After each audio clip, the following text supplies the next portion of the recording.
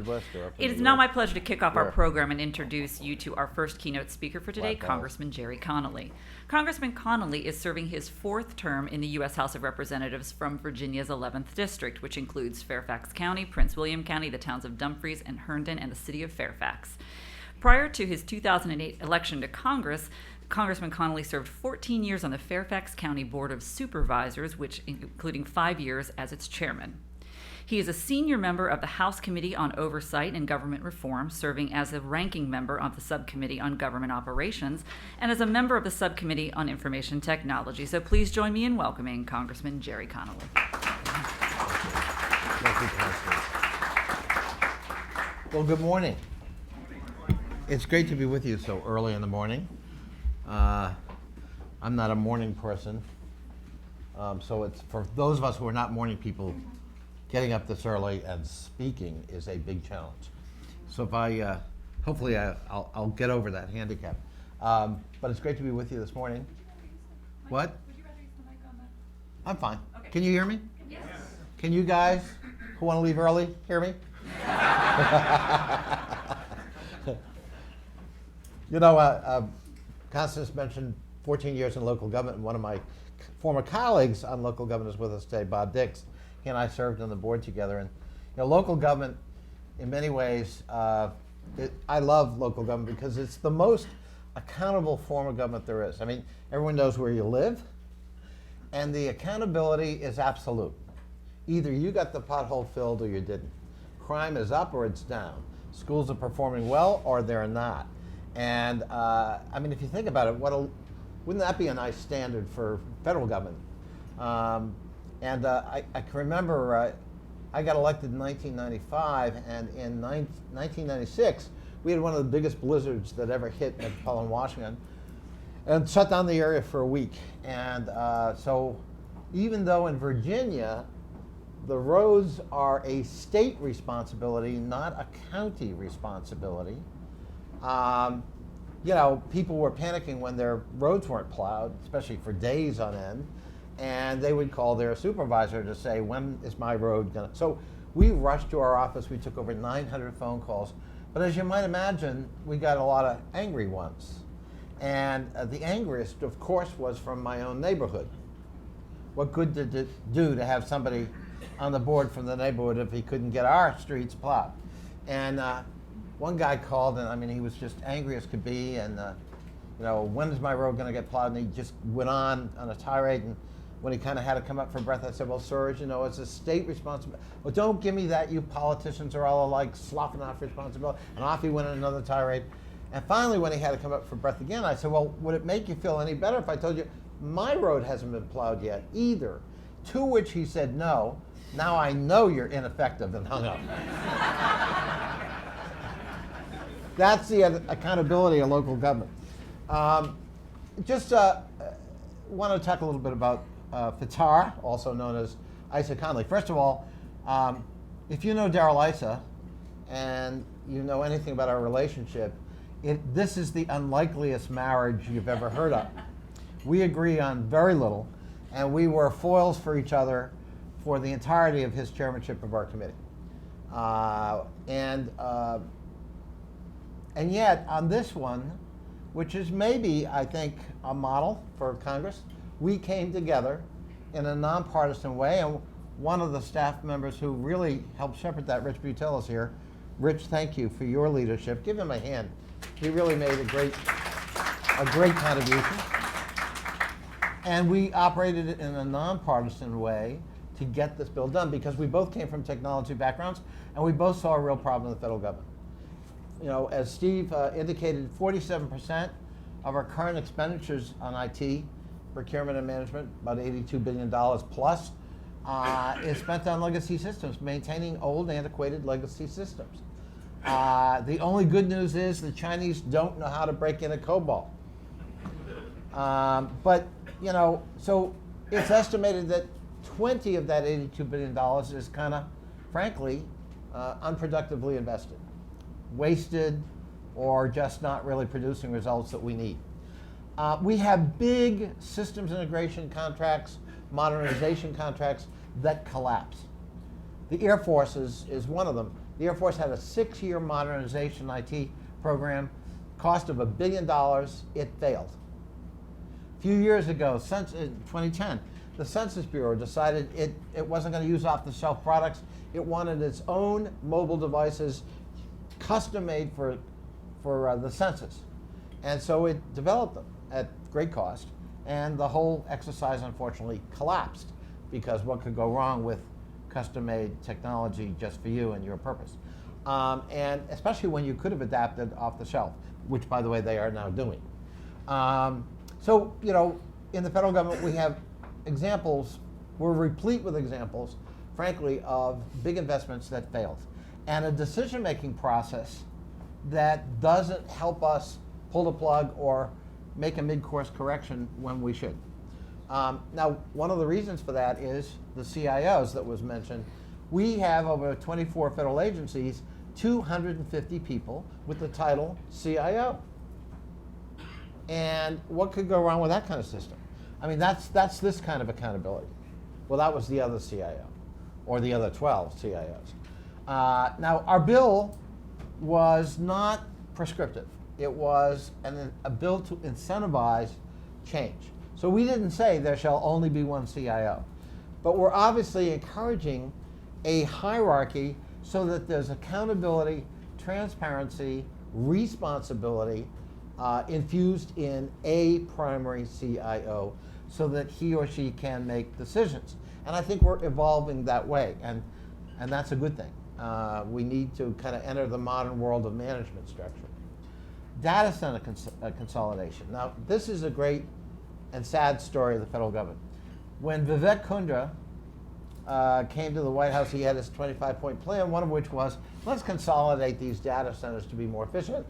Let's also use the cloud. And at that point, 1,600 data centers were identified across the federal government. And he said, let's cut that in half. Let's set that as a goal. My bill said, let's cut that in half again and get from 1,600 to 400 over time. Savings considerable. So what happened? Well, we had a field hearing in my district on how we do it on data center consolidation. Well, that meant everyone had a report. And in the reporting, we discovered another 6,100 data centers. So we not only didn't consolidate, we actually expanded. Then GAO discovered another 2,000. And when we recently had a hearing, they discovered another 2,000. We're now up to 11,500 data centers. Now, I guess it's good that we're more accurate in reporting, but the goal is to consolidate, to be more efficient. That consolidation alone is estimated we could save $2 billion a year on this IT investment budget, freeing up resources to do more productive things. And so FITARA was designed to try to be agile, not prescriptive, not juridical, but to push us into the 21st century when it comes to procurement and management of IT. It is estimated by both CBO and OMB that the potential savings are in the multiple billions every year, and could be even in the tens of billions, depending on how it works out. And so we're hopeful that this legislation will be a helpful management tool. Now, we came out with the idea of a scorecard to help prod agencies to get with it. We did not want, and we still do not want, that scorecard to be a scarlet letter on somebody's back. If that's what it becomes, then it will defeat the whole purpose. It's a point in time, how are we doing? The baseline is low. No one got an A. Too many people got an F. Most people were in the middle. But the good news is a lot of people have got plans for implementation that will radically alter that scorecard. So we start from a low base, we knew that, and the goal here is to move to a much higher base and to calibrate progress. Right now, we have a moment in time where industry, OMB and the executive branch, and Congress on a bipartisan basis are all in agreement about implementing this bill and making it work. If you were to listen to conversations we have on the Hill, you would not know who's a Republican and who's a Democrat on this subject. And I mean, there are four of us. Mark Meadows is my Republican chairman of my subcommittee. Will Hurd, I think you're hearing from a little bit later, and his ranking member, Robin Kelly. The four of us have sat down to talk about implementation. There is zero daylight among us. We are completely in agreement, and if you'd sat in those meetings, they are completely non-political, non-partisan, and they're all about, well, what do you need, and how would it work, and how can we be helpful? And that's a great moment in time. There aren't a lot of conversations, frankly, in the Hill like that. And I don't want to miss this opportunity, and I hope you don't either, because we really can make a difference. We can wrench ourselves as a federal government family into the 21st century, and we can use IT as a transformative tool that changes how we do business, how we provide services, how we interact among ourselves, making ourselves more efficient, freeing up resources for better investment. And Will Hurd and I think we were talking just the other day about how to make sure that happens, so that people aren't doing good things and then being financially penalized at the end of the fiscal year. So we want to make this work. I'm so glad you're all here. I will tell you that when I first started working on this legislation, I thought to myself, here I go again. Can I ever have a sexy bill? I mean, the causes I take up, foreign aid reform, really popular. And then something called the Federal Information Technology Acquisition Reform Act. You can't even get it all out on a bumper sticker. And then the rollout of the healthcare website happened. And all of a sudden, people understood the importance of IT management and understood that it could actually bring down an entire program because of the technology piece not getting right. And the people who were really focused on healthcare at that time, none of them had a technology background. And so in their minds, that was, a logistical piece Rich was taking care of. I don't have to worry about that. I'm worried about who gets healthcare and how many people sign up and which plans are going to compete. And those are all noble things, but if you get the technology piece wrong, all of that collapses. And all of a sudden, our bill became sexy. And people decided we really do need to do something different. So it's a great moment in time.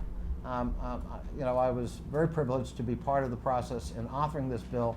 There were a lot of people who stuck with it on a nonpartisan, non-political basis. And my guess is, as we move forward, it will be seen as a big change agent in how we do business going forward. So thank you so much for having me, and let me open it up for a few questions while I can. And I got a 9 o'clock caucus I got to get to, where we're going to talk about a $1.1 trillion budget that has to be funded, and about $650 billion in tax extenders. So other than that, it's a quiet moment. Yeah. Congressman, I live in your district. Where? I just wanted to say thank you. I'm in just south of Herndon. Oh, good. Hill. I was telling a little story about Herndon. During the healthcare debate, we kind of knew when people would come to the office saying, I'm a constituent. We always knew if they really were or weren't, if they mispronounced where they lived, right? So we had one guy come in saying, I'm a constituent and I don't like that healthcare. I said, okay, great. If you're a constituent, we want to write down where you live and what your interest is so we can get back to you, for follow-up. Where do you live? And he paused and he went, Herndon. We said, Herndon? Do you mean Herndon? He went, yeah, that's it. I said, you're going to lie to me about where you live, but I should listen to you on healthcare, really. All right, sorry. I'm glad I pronounced that right. Yeah, don't screw that up. So we've all seen the scores that came out of the first round, and I don't know that there were any real surprises there. But going forward, longer term, what do you think will be done with the scores? I mean, right now we just seem to be shining a light to get some insight. Do you expect that there will be, funding or other decisions made based on how well an organization is doing in their scores? Yes. I think the four of us have talked about just exactly that, and we're trying to find ways to free up and even provide new additional resources for these investments. That's not an easy sell on the other side of the aisle, but my colleagues and friends, Mark Meadows and Will Hurd, are committed to trying to help us make that sale on the other side. That these are investments with big returns on them if we make them smartly. So, and with respect to the scorecard, you know, what we hope it will do is prod a plan of action so that we move up and we show progress. Look, how do you explain going from 1,600 identified data centers that are supposed to be cut in half to 11,500 7 years later? That's not progress. And we can't be satisfied with that. And it's a huge opportunity cost. And so we got to prod ourselves, and we hoped the scorecard would be one way to do that without, as I said, making it etched in stone that you're an F.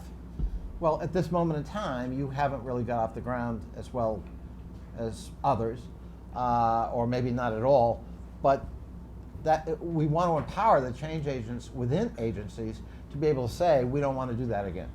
And we also want to get the attention of, the heads of agencies and the secretaries of the department, that this is a priority. You need to pay attention to this. Yeah, Rich. Congressman, last week, Richard McKinney, the CIO of Department of Transportation, sent shockwaves through the community when he announced that he was unhappy with his component CIOs and was putting a agency-wide moratorium on further IT acquisition as a result. And when challenged about the basis legally, whether he could do that or not, he pointed directly to FITARA.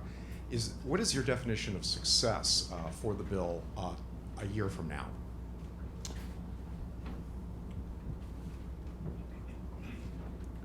Well, I think we're going to need more than a year, but I mean, I think success is we do empower CIOs, and that may be a dramatic example, but it is somebody who certainly is acting in the spirit of empowerment for a CIO, a primary CIO. And I say that without prejudice to the actual decision. Someone else will have to decide the merits of that. But I was intrigued by that too, and I can't gainsay it. I mean, that is kind of where we wanted things to go, where there was the empowerment of a CIO, where the buck stops. And not just about accountability, but also empowerment to make decisions, because that's part of the problem. There aren't a lot of people who feel empowered, and therefore they don't make them. And so we persist in bad investments, and we don't want to do that. So he was certainly acting in the spirit we intended. Somebody else, as I said, will have to judge the merits of the actual decision. I want to see fewer data centers. I want to see us make smarter investments. I want to see us take advantage of off-the-shelf technology where that's appropriate. I want to see a more streamlined approach. I want to see resources that can be identified as freed up because we have effectuated savings. Over time, I want to see us addressing legacy systems that are only there because of lack of investment to replace them. Now, in some cases, there are legacy systems in place for a reason that is, presumably about productivity and substance, and that's a different category. But for a lot of federal agencies, we're dealing with clunky technology, and even as basic. I mean, IRS has been starved of investment. Technology investment deliberately, and because of an ideological objection to their mission and who they are, and they represent all of government. Well, all right, what can go wrong with an agency with 91,000 personnel that has data on every American who lives or has ever lived, in the last 100 years, with technology that is profoundly vulnerable? The average computer at IRS is replaced 7 years plus. In the private sector, 2 to 3 years. So we have hard drive crashes all over the place. To archive material in the IRS, as you know, Rich, the instruction is print and save. print and save. What could go wrong with that? And so, I'm sorry, but you're actually putting the American people in a very vulnerable position. It's become very easy. Identity theft is rampant now at IRS. People can divert tax refunds and do. In epidemic numbers now, it's a lot easier than robbing a bank. And it's virtually a penalty-free crime. Almost no one gets caught, and almost no one gets prosecuted. And it puts American taxpayers, in incredible vulnerability. Don't we have, irrespective of your ideological objection, don't we have a responsibility to make a technology investment that makes it more efficient and helps us protect the American people? Now, there's another aspect of it too. The more we can make IRS productive and efficient, besides the service aspect of it, there's also the collection aspect of it, which I understand some people ideologically don't like. But whether you're a conservative or a liberal or a Democrat or a Republican, I mean, we leave $350 billion on the table every year of taxes owed but not collected. $350 billion. Now, over a 10-year period, which is kind of how we calculate this stuff, that's $3.5 trillion. Not a bad down payment on the debt if you're a deficit hawk. Why would you leave that money on the table? Other than purely ideological. I don't like it.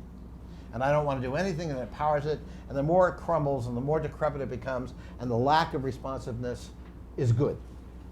Because we'll get more adherence in the public to object to IRS. Well, all right, but that at some point that borders on anarchy. If you want to run a modern government as the last superpower on earth. And I also think it puts the American people at great risk in terms of cybersecurity issues.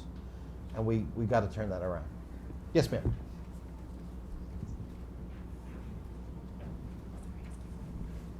Good morning, Congressman. Alana Barnhart. One of the concerns I have is that I see it difficult to be able to actually deliver modern technologies quickly with the current budget programming and planning process. How do we get CIOs authority to execute in the year of execution? And looking at mechanisms perhaps like multi-year and multicolor money. Yeah. Congress, I wish I could tell you that Congress is on it. Our own process is pretty slow and clunky, right? You're witnessing it today. We're supposed to pass 12 appropriations bills. We're going to pass one big omnibus, and right now, most of us don't even know what's in it. And we're going to vote tomorrow on a $1.1 trillion bill.